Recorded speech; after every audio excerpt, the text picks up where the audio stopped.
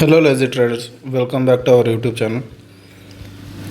Guys, ఈ video ఏంటంటే Monday opening తర్వాత ఇంట్రాడే సెటప్ కోసం లెవెల్స్ అయితే నేను అప్డేట్ చేస్తున్నా. నేను గీసిన లెవెల్స్ మీరు డ్రా చేసుకొని ట్రేడ్ లెవెల్స్ బ్రేక్అవుట్ తర్వాత ట్రేడ్ చేసుకున్నట్టయితే అది కూడా మీ రిస్క్ మేనేజ్మెంట్, అంటే ఎంత రిస్క్ తీసుకోవాలి, ఎంత రివార్డ్స్ తీసుకోవాలి అనేది మీరు క్లియర్గా ప్లాన్ చేసుకొని బ్రేక్అవుట్స్ తర్వాత చూసుకోండి. నేను ఇక్కడ చెప్పేది ఏంటంటే, ఇక్కడ 50 to 200 ఒక సపోర్ట్ ఉంది, 50 to 400 ఒక సపోర్ట్ ఉంది, 50 to 1000 స్ట్రాంగ్ సపోర్ట్. 50 to 1000ని బ్రేక్ చేసిందంటే నా టార్గెట్ వచ్చేసి 51,250 వరకు నేను టార్గెట్ని అయితే హోల్డ్ చేస్తా. డౌన్ సైడ్కి మనం అప్ సైడ్ చూసుకున్నట్టయితే 50 to 650 మీదనే మార్కెట్ ఇప్పుడు క్లోజ్ అయింది. సో గాయస్, నేను మండే గ్యాప్ అప్ ఓపెనింగ్ అయితే మనకు 50 to 800 దగ్గర ఒక రెసిస్టెన్స్ ఉంది. అది బ్రేక్ చేసినట్టయితే 53,250 వరకు మనకైతే మార్కెట్ వెళ్ళే ఛాన్సెస్ ఉంది. 53,250ని బ్రేక్ చేసినట్టయితే నెక్స్ట్ టార్గెట్ మనకు వచ్చేసి 53,800 నా టార్గెట్. ఓకేనా, 53,800 వరకు మన టార్గెట్ అయితే ఉంటుంది బ్రేక్ చేస్తే. ఓకే, అక్కడ ఒక లైన్ డ్రా చేస్తా ఆగండి. 53,800 750. ఓకే, ఇక్కడ వరకు నేను టార్గెట్ అప్ టు ఇక్కడ వరకు ఉంటా టార్గెట్. నెక్స్ట్ నా వ్యూ ఏంటంటే, నెక్స్ట్ కమింగ్ డేస్లో 54,000 అయితే టచ్ అవ్వాలి. అది కూడా 53,250ని బ్రేక్ చేసిన తర్వాత మనం 54,000 అయితే టచ్ అవుతుంది. సో గాయస్, మనమైతే వెయిట్ చేసి చూద్దాం. ఎందుకంటే మనం చెప్పినట్టే మార్కెట్ వెళ్ళాలని రూల్ అయితే లేదు. యాజ్ ఎ మార్కెట్ ఎలా నడిస్తే అలా మనమైతే ట్రేడ్ చేయాల్సి ఉంటుంది. సో గాయస్, నేను చెప్పిన విధంగా మార్కెట్ వెళ్తుంది అని అయితే 100% అయితే మార్కెట్లో ఎవరు ఇవ్వలేరు. ఎందుకంటే ఇక్కడ మనం తీసుకోవాల్సిన ప్రిడిక్షన్ ఓన్లీ 90% మాత్రమే మనం ప్రిడిక్ట్ చేయాలి. రిమైనింగ్ మన స్టాప్ లాస్ అనేది మనం ఇవ్వాల్సి ఉంటుంది. ఏ ట్రేడర్ అయినా కానీ 100% ఎవరు ఇవ్వలేరు. సో గాయస్, నేను చెప్తున్నా నా టెక్నికల్ అనాలిసిస్ పరంగా, చార్ట్ పరంగా నేను చెప్తున్నది ఏంటంటే, ఇక్కడ మీరు చూసుకున్నట్టయితే స్ట్రాంగ్ సపోర్ట్ అంటారు. ఓకేనా, ఈ సపోర్ట్ని చూసుకున్నట్టయితే ఈ సపోర్ట్ని బ్రేక్ చేస్తేనే మీదికి వెళ్తుంది, డౌన్ సైడ్ అవుతుంది. ఈ సపోర్ట్ని బ్రేక్ చేయకపోతే అగైన్ మనకు అప్ డైరెక్షనే మార్కెట్ అయితే రన్ అవుతుంది. సో గైస్, ఇక్కడ మనం చూసుకున్నట్టయితే ఇంకొక ప్యాటర్న్ ఫామ్ అయింది. ఈ ప్యాటర్న్ని మీరు క్లియర్గా అబ్జర్వ్ చేసినట్టయితే అసెండింగ్ ట్రయాంగిల్ అంటారు దీన్ని. అసెండింగ్ ట్రయాంగిల్ వచ్చేసి మనకు ఏంటంటే ఎలా ఉంటుందంటే, వెయిట్ చేయండి చూపిస్తే మీకు. బ్రేక్అవుట్ ఎటు సైడ్ వెళ్తుంది అంటే, మనకు అసెండింగ్ ట్రయాంగిల్లో ఎలా వచ్చేసి, ఓకే మనం ఎలా తీసుకున్నాం అనుకున్నా అప్ సైడ్లో తీసుకుందాం.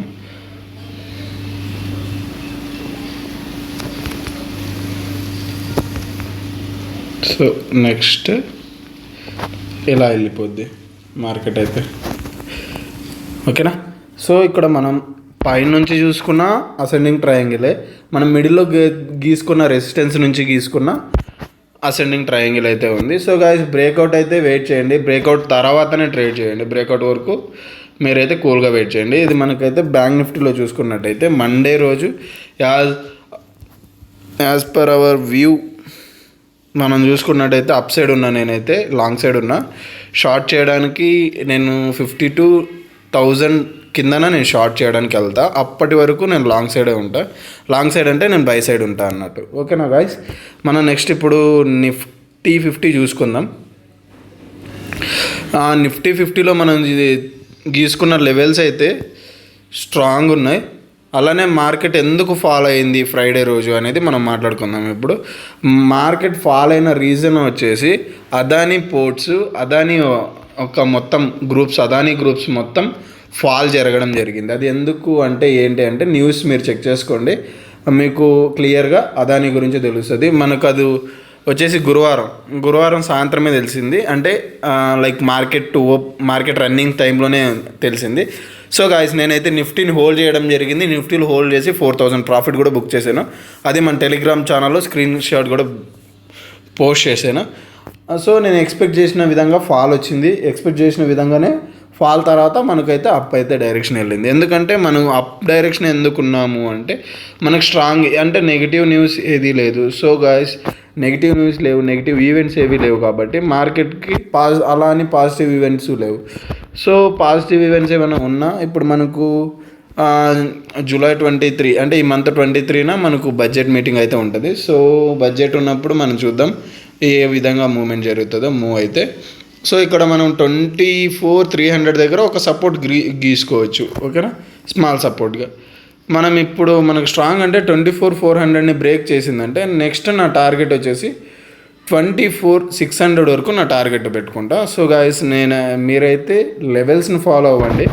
లెవెల్స్ని ఫాలో అయ్యి ఎగ్జాక్ట్గా బ్రేక్అవుట్ అంటేనే మీరు ఇక్కడ చూడండి, మీరు అగైన్ బ్రేక్అవుట్ అయిపోయింది కదా అని ట్రేడ్ తీసుకోకండి. బ్రేక్అవుట్ తర్వాత రీట్రేస్మెంట్, నేను ఎప్పుడు చెప్తుంటా కదా, బ్రేక్అవుట్ తర్వాత రీట్రేస్మెంట్, ఆ రీట్రేస్మెంట్లో మీరు ట్రేడ్ తీసుకోండి. ఎలా అంటే రీట్రేస్మెంట్ ఎలా అంటే ఇప్పుడు మీకు ఒక డౌన్ సైడ్కి అయితే నేను డ్రా చేస్తాను రీట్రేస్ ఎలా అవ్వాలి అనేది.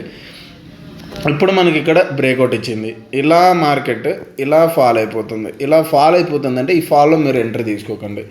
ఈ ఫాల్లో తీసుకోకుండా మళ్ళీ అగైన్, ఓకేనా, ఇలా వచ్చి ఇలా పోయి ఇలా మళ్ళీ మనకు డైరెక్షన్ వచ్చిందంటే అప్పుడు మీరు ఎంట్రీ తీసుకోండి. రీట్రేస్మెంట్లో తీసుకున్నారంటే అది పర్ఫెక్ట్ ఎంట్రీ అన్నట్టు. మన ఎంట్రీ నేనైతే ఎంట్రీ ఇక్కడ అనుకోండి, ఓకేనా, ఎందుకంటే నేను ఇక్కడ ప్లాన్ చేసుకుంటా, ఒక సపోర్ట్ ఉంది కాబట్టి ఇక్కడ నా ఎంట్రీ ప్లాన్ చేసుకుంటా. స్టాప్ లాస్ నేను ఇచ్చే స్టాప్ లాస్ చూసుకోండి మెయిన్, ఎందుకంటే స్టాప్ లాస్ ఇంపార్టెంట్ అండి. ఇక్కడ మార్కెట్లో మనం ఇవ్వాల్సిందే టార్గెట్ కాదు, స్టాప్ లాస్. టార్గెట్ ఏముంది, మనం ఎంత వస్తే అంత వరకు బుక్ చేసుకోవడమే, స్టాప్ లాస్ని ట్రయల్ చేసుకుంటే, ఓకేనా. చూసుకోండి గాయస్, రీట్రేస్మెంట్ అయిన తర్వాతనే మీరు ట్రేడ్ని అయితే ప్లాన్ చేసుకోండి. ఏదో బ్రేక్అవుట్ అంటేనే బ్రేక్అవుట్ అయిపోయింది అనేసి వెంటనే మీరైతే ఫేక్ బ్రేక్అవుట్స్లో ట్రాప్ అవ్వకండి. వీడియో ఏమైనా లెంత్ అయితే సారీ, మీకు క్లియర్గా అర్థమయ్యే విధంగా నేను చెప్తున్నాను. ఎందుకంటే బ్రేక్అవుట్స్లో చాలామంది ఫేక్ బ్రేక్అవుట్స్లో పోయి చాలామంది లాస్ చేసుకుంటున్నారు. సో అందుకని నేను చెప్తున్నా, మీరు ఫస్ట్ బ్రేక్అవుట్స్ కోసం పేషెన్సీగా వెయిట్ చేయండి. మనకు ట్రేడ్ దొరికిందా చేద్దాం, దొరకలేదా ఓకే, ఆ రోజు మనం అయితే క్లోజ్ చేసుకుందాం, నో లాస్ నో ప్రాఫిట్, ఓకేనా. మనం ఒకరోజు ట్రేడ్ లేకున్నా పర్లే, నో ట్రేడింగ్ డే అనుకునేసి మనం సైలెంట్ అయిపోదాం, ఓకేనా. అలా అని లాస్ ప్రాఫిట్స్ కొడితే మనకు లాస్ అవుతుంది. ఇంకొకటి ఏంటంటే మనం షేర్ చేసుకోవాల్సిన విషయం ఏంటంటే ప్రతి ఒక్కరు 30% F&O ట్యాక్స్ పెంచారు అనుకుంటున్నారు కదా. సో మనము ఓల్డ్ రేషియోని చూసుకున్నట్టే, ట్యాక్స్ పర్సెంట్ రేషియోని చూసుకున్నట్టయితే మనం అప్పుడు వచ్చేసి old 2 lakhs to 5 lakhs 2.5 to 5 lakhs వచ్చేసి 5% ఉండింది. 2.5 to 5 to 7 lakhs వచ్చేసి 7 or 8 అనుకుంటా, ఐ థింక్. ఒక్కసారి నేను అది పోస్ట్ చేశాను. మనం ఆ రేషియో చూసుకున్నట్టే 10 ఉండింది. 6 to 9 వచ్చేసి మనకు వచ్చేసి 20 ఉండింది.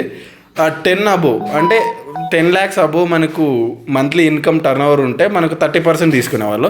మనం ఈ ఇయర్ చూసుకున్నట్టయితే మనకు up to 3 lakhs above 3 lakhs వరకు మనం ఏ 1 రూపీ కూడా ట్యాక్స్ కట్టే పని ఉండదు.